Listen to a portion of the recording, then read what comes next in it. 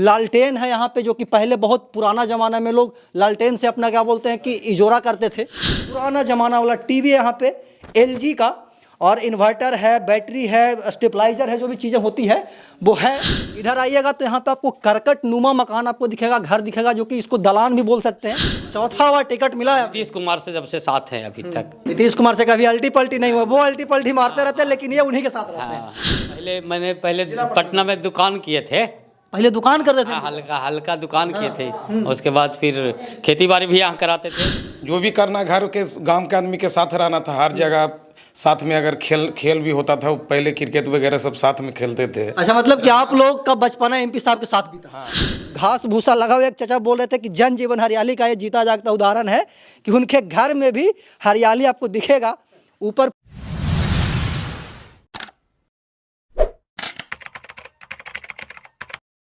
नमस्कार, प्रणाम, मैं अमित चौरसिया और आप देख रहे हैं नालंदा दस्तक। अभी हमारी मौजूदगी है नालंदा के हैदरचक गांव में, और लोकसभा चुनाव का कवरेज हम लगातार कर रहे हैं कि आपका सांसद कैसा हो। नालंदा के सांसद अभी जो मतलब कि मौजूदा में है वो है कौशलेंद्र कुमार, जो कि पिछले 2009 से लगातार नालंदा के सांसद हैं, और इस बार फिर यानी कि 2024 के चुनाव में नीतीश कुमार की पार्टी जदयू से उन्हें फिर टिकट मिला है। तो आज हम अपने शो का जो आगाज़ कर रहे हैं, पहला एपिसोड है वो नालंदा के सांसद एमपी कौशलेंद्र कुमार जी के गांव हैदरचक से कर रहे हैं, और यही वो उनका मकान है। ये जो घर आप देख रहे हैं वो किसी आम व्यक्ति का नहीं है, नालंदा के जो एमपी हैं कौशलेंद्र कुमार, उनका घर है। इस घर की हालात क्या है, इस गांव के लोग नालंदा के एमपी साहब से कितना खुश हैं, कितना काम हुआ है नहीं हुआ है, सभी विषयों पर चर्चा करेंगे। और सबसे खास बात हो जाता है कि नालंदा के एमपी साहब 15 वर्षों में अपने लिए क्या किए, जनता के लिए क्या किए नहीं किए तो जनता बताएगी, लेकिन अपने लिए क्या किए हैं इनके घर में हम चल करके देखते हैं कि आखिरकार पिछले 15 वर्षों में वो अपने घर में क्या किए। उनका पैतृक घर है, पैतृक गांव है, और जब जैसे ही घर में आप एंटर कीजिएगा तो यहाँ पे एक थ्रेसर दिखेगा, जो कि पहले गाँव में हुआ करता था, अब तो बहुत हाईटेक थ्रेसर हो गया है। खेत में ही क्या बोलते हैं कि गेहूँ कट करके डायरेक्ट घर पर अनाज ही आता है। इधर आइएगा तो यहाँ पे आपको करकट नुमा मकान आपको दिखेगा, घर दिखेगा, जो कि इसको दलान भी बोल सकते हैं। यहाँ पे लोग पहले पूर्व में बैठा करते होंगे, गप सड़क का यहाँ पे हुआ करता होगा। इधर चौकी लगा हुआ है, इधर स्टेयर्स है, लालटेन है यहाँ पे, जो कि पहले बहुत पुराना ज़माना में लोग लालटेन से अपना क्या बोलते हैं कि इजोरा करते थे।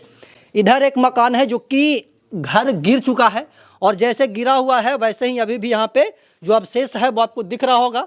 और लोकसभा चुनाव का आगाज़ हो चुका है, एमपी साहब लगातार क्षेत्र में परिभ्रमण कर रहे हैं, और नालंदा दस्तक भी लगातार क्षेत्र में परिभ्रमण करके एमपी साहब के कार्यों का जो मतलब की समीक्षा है वो कर रहे हैं। और पिछले 15 वर्षों में वो क्या किया है, हम पहले आपको बता रहे हैं कि पिछले 15 वर्षों में वो क्या किए हैं। यहाँ के जनता से, एक एक गांव के जनता से जानने का कोशिश करेंगे कि आखिरकार 15 साल में एमपी साहब अपने लिए और नालंदा वासियों के लिए क्या किए हैं। यहाँ पे एक शौचालय बना हुआ है, जो कि क्या बोलते हैं कि कभी कभी एमपी साहब आते हैं तो यहाँ पे रहते भी हैं, जो कि इनके गांव के लोग हैं वो बताते हैं कि नालंदा एमपी जब भी हैदरचक आते हैं, जब भी इस्लामपुर आते हैं तो अपना गांव आना वो नहीं भूलते हैं।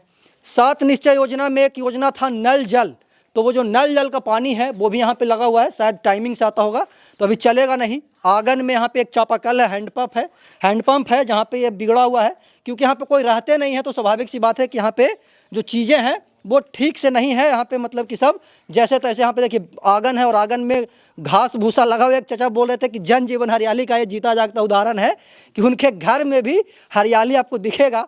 ऊपर पुराना मकान है और पुराना मकान में कोई नहीं रहता है, यहाँ पे हम बार बार आपको बता रहे हैं, तो उसमें यहाँ पे साफ़ सफाई का उतना ख्याल नहीं रखा गया है। लेकिन एमपी साहब जब भी आते हैं तो इस गांव में आते हैं, इस घर में आते हैं, लोगों से वार्तालाप करते हैं कि आखिरकार हमारे गांव के लोगों को कोई दिक्कत तो नहीं है, कोई परेशानी तो नहीं है। आप जब यहाँ पे आएंगे, एक मड़ई है जिसको हम लोग अपने गांव के भाषा में बोलते हैं, घर के भाषा में बोलते हैं कि मड़ई में बैठल जाए।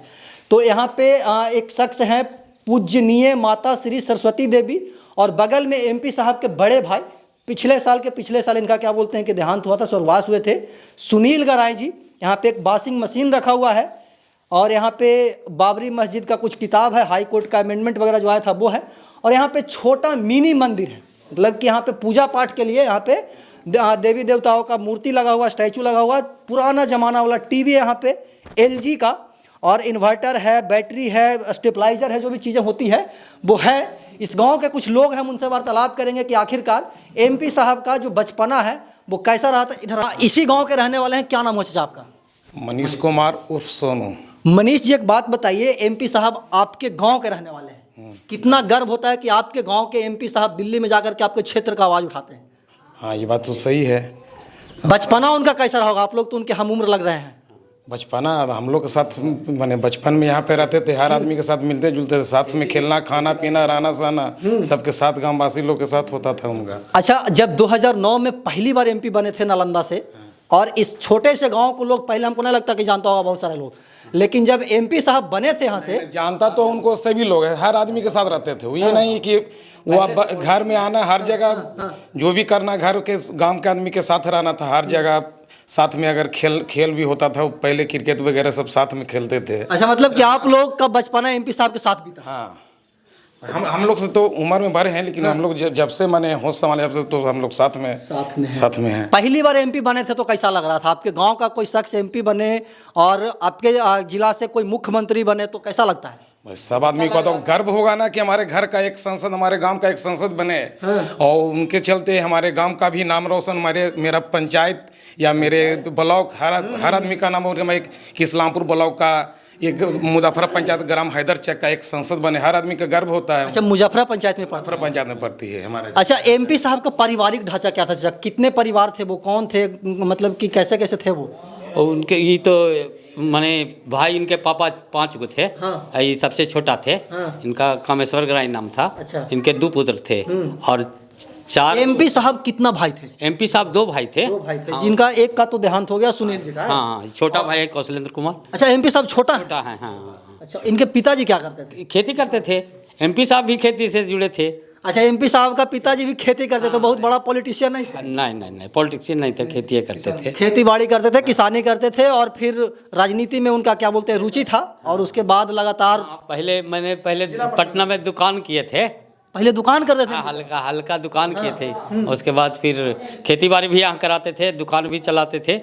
और फिर आकर के यहाँ से, फिर वहाँ से जब आए ना नीतीश जी से मिले, और उसके बाद फिर वहाँ दुकान छोड़ करके और इस्लामपुर में आकर के पॉलिटिक्स शुरू किए। अच्छा, नीतीश कुमार जी से राजनीति सीखे, उसके बाद से लगातार राजनीति में रम गए, और चौथा बार टिकट मिला। नीतीश कुमार से जब से साथ हैं अभी तक। नीतीश कुमार से कभी अल्टी पल्टी नहीं हुआ, वो अल्टी पल्टी मारते रहते हैं, लेकिन ये उन्हीं के साथ रहते हैं। हाँ, नहीं। अच्छा, चौथा बार टिकट मिला भैया, कैसा क्या लग रहा है? माहौल क्या है? माहौल बहुत अच्छा है। चुनाव भारी बहुमत से होगा, कोई टक्कर में है ये नहीं है। पिछला बार तो हम का कोई नेता था जो टक्कर में था। कोई टक्कर में है ये नहीं है। इस बार फिर चुनाव जीतेंगे। चुनाव भारी बहुमत से विजय होगा। अच्छा, भारी विकास की बात की जाए तो गांव में क्या विकास हुआ है?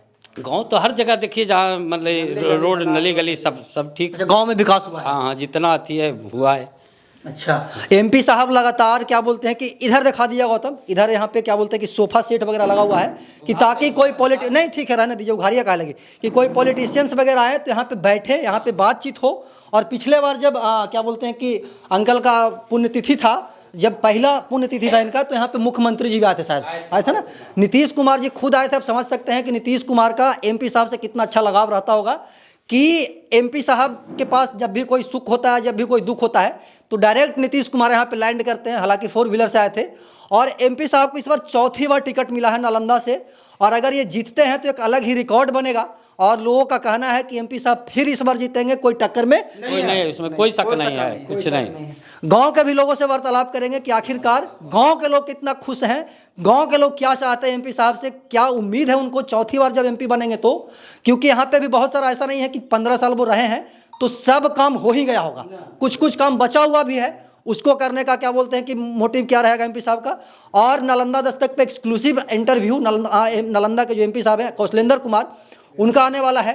बाकी यहाँ के गांव के ग्रामीणों से वार्तालाप करेंगे कि आखिरकार पिछले 15 वर्षों में क्या काम हुआ है, वो दूसरे एपिसोड में आपको देखने के लिए मिलेगा। तब तक के लिए बना रहे हमारे साथ और देखते रहे नालंदा दस्तक। धन्यवाद।